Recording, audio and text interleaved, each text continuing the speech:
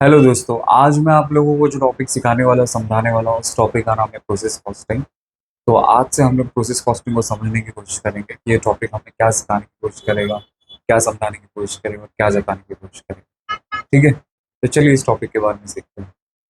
तो इस टॉपिक को सीखने के लिए, समझने के लिए मैं आप लोगों को एक छोटा सा नाना सा प्यारा सा एग्जाम्पल देता हूँ, जिसके बेसिस पे आपको आसानी से समझ में आ जाएगा ये टॉपिक आपको क्या बता रहा है। ठीक है, तो समझो कि फॉर एग्जाम्पल कि या फिर ऐसा आपको पता रहेगा कि जब किसी चीज़ का प्रोडक्शन होता है, जब किसी चीज़ का प्रोडक्शन करना पड़ता है, तो प्रोडक्शन करने के लिए उसके लिए काफ़ी सारे प्रोसेस होते हैं। प्रोसेस 1 होता है, फिर प्रोसेस 2 होता है, प्रोसेस 3 होता है, तो डिपेंड अपॉन प्रोडक्ट। तो जैसा प्रोडक्ट रहेगा उसको बनाने का वैसा प्रोसेस होगा। तो मैं ऐसा मोटा मोटी एग्जांपल ले रहा हूँ कि एक प्रोडक्ट अगर मुझे बनाना है, तो उस प्रोडक्ट को बनाने के लिए मुझे टोटल 3 प्रोसेस से गुजरना पड़ेगा। प्रोसेस 1, प्रोसेस 2 और प्रोसेस 3। तो हम लोग ये जो एमकॉम में जो प्रोसेस कॉस्टिंग का जो टाइप हम लोग सीख रहे हैं, वो इक्विवेलेंट यूनिट वाला पार्ट सीख रहे हैं। तो मतलब आप लोग समझ सकते हैं कि टीवाई बीकॉम में आपने बेसिक वाला मोड सीखा था। अब यहाँ पे उसका थोड़ा सा इसका एक्सटेंशन वर्जन आप लोग सीखने वाले। तो इसमें आपको इतने मल्टीपल प्रोसेस अकाउंट बनाने के लिए नहीं बोला जाएगा, आपको सिर्फ और सिर्फ एक प्रोसेस अकाउंट बनाने के लिए बोला जाएगा। तो जो पहला प्रोसेस अकाउंट बनाया जाएगा, तो उसको कैसे बनाया जाएगा इक्विवेलेंट यूनिट के बेसिस पे, वो हम लोग यहाँ पे सीखने की कोशिश करेंगे। अब ये इक्विवेलेंट यूनिट क्या होता है, पहले ये समझते हैं। तो इसको समझाने के लिए मैं एक एग्जांपल देता हूँ कि समझो कि फॉर एग्जांपल कि मैं अपनी फैक्ट्री के अंदर मैं 10,000 यूनिट्स बनाना चाहता हूँ। 10,000 यूनिट्स बनाना चाहता हूँ, और 10,000 यूनिट्स को बनाने के पीछे समझो मटेरियल का कॉस्ट लग गया, समझो 5 लाख रुपए का। लेबर का जो कॉस्ट लगा वो समझो 3 लाख रुपीज का। और ओवरहेड का जो कॉस्ट है वो लगा समझो 2 लाख रुपए का। ठीक है, तो उस प्रोडक्ट को, उस 10,000 यूनिट को बनाने के पीछे टोटल खर्चा कितना लगा, समझो टोटल कॉस्ट समझो 10 लाख रुपए।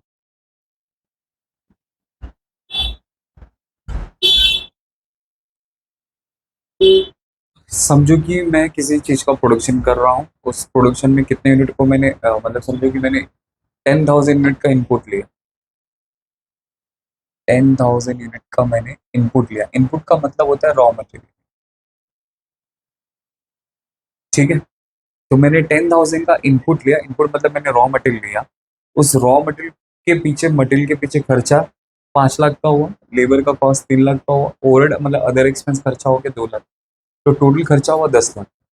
अब इस जो मैंने 10,000 यूनिट्स को मैंने बनाने के लिए लिया, उसमें से 9,000 यूनिट्स मेरा कंप्लीट हो गया, कंप्लीटेड। आप लोग बोल सकते हो आपका फिनिश गुड्स में कन्वर्ट हो गया। नहीं सॉरी, फिनिश गुड्स में तो आगे जाएगा। मतलब उसमें से मैंने 9,000 यूनिट को मैंने कंप्लीट किया, और जो 1,000 यूनिट है ना, उसका मैंने कुछ पोर्शन कंप्लीट किया और कुछ पोर्शन कंप्लीट करना बाकी है। मतलब ऐसा मैं आपको यहाँ पे लिख के बताता हूँ कि समझो कि फॉर एग्जांपल इसमें से 60% यूनिट कंप्लीट है, और 40% के ऊपर अभी और काम करना बाकी है।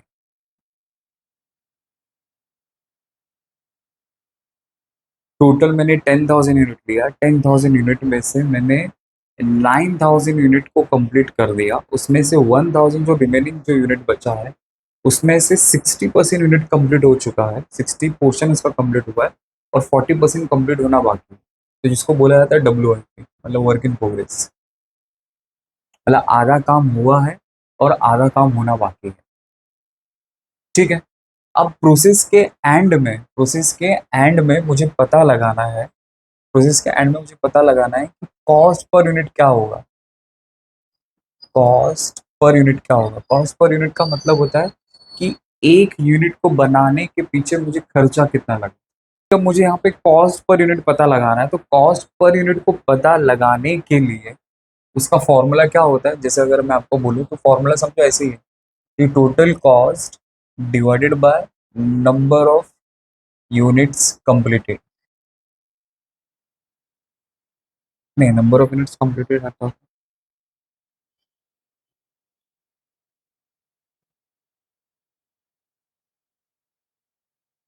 तो कॉस्ट पर यूनिट अगर मुझे निकालना है, तो इसका फॉर्मूला है total cost divide by number of units.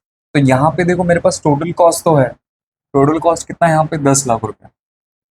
तो मैं यहाँ पे 10 लाख रुपए लिख दूंगा। अब डिवाइडेड बाय कौन से नंबर ऑफ यूनिट से मैं यहाँ पे डिवाइड करूँ ताकि मुझे एग्जैक्टली पता चल सके, और कि मेरे पता चल सके कि एक यूनिट को बनाने के पीछे खर्चा कितना लगा। तो यहाँ पे मेरे पास 3 नंबर ऑफ यूनिट्स, अगर इस स्टोरी में अगर मैं देखूँ तो मेरे पास एक 10,000 है, दूसरा एक 9,000 है, और तीसरा यहाँ पे 1,000 यूनिट है।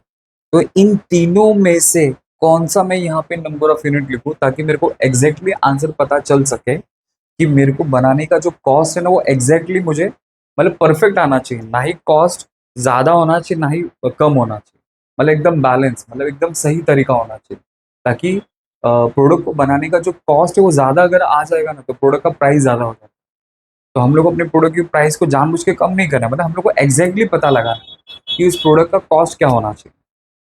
तो देखो, तो हम लोग किससे डिवाइड करें, तो मैंने 10,000 यूनिट लिया, 10,000 यूनिट में से मैंने 9,000 यूनिट कंप्लीट किया, 1,000 यूनिट मेरा पार्शली 80% कंप्लीट है और 40% समझो इनकम्प्लीट है। ठीक है, तो ये जो 10,000 यूनिट लिया ये तो मेरा इनपुट हो गया, यहाँ पे ये मेरा आउटपुट है, यहाँ पे मेरा ये आउटपुट है। तो मुझे यहाँ पे जो डिवाइड करना है ना वो आउटपुट वाले यूनिट से डिवाइड करना है, आउटपुट वाले यूनिट से।